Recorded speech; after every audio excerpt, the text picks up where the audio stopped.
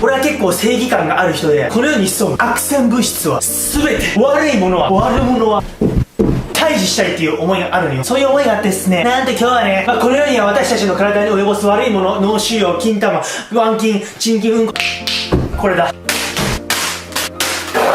粗挽きウィンナーです。最近話題になってたよね。毎日僕たち人間がこの粗挽きウィンナーなどの加工食品を摂取すると、なんと大腸がんとかになる確率が 20% 増量するらしいんだ。許せない。この世の悪者、汚染物質は全て取り除きたい。退治したいという思いがあります。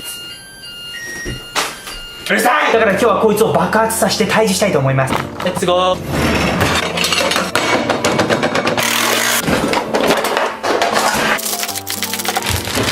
なんかエロい。チンした後はちゃんと食べますんで。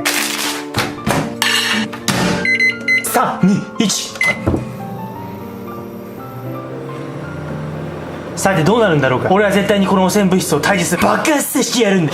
こんなチンコみ、こんな形からいびつなものは楽勝に殺せるさ。やっちまえレンジちゃん。弾けて混ざれ。汚ねえ花火だ。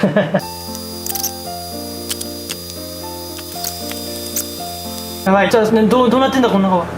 やばい。おっと。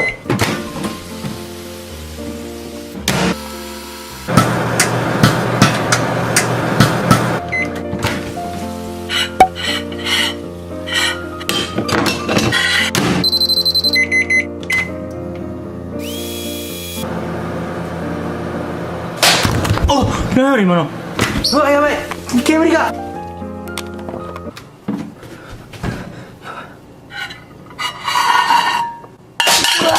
儚い壁にぶつかっても何度でも立ち上がる。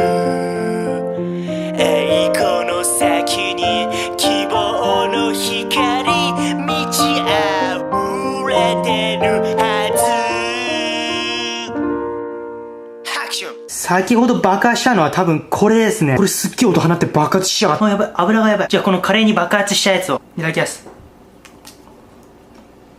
うめえよ。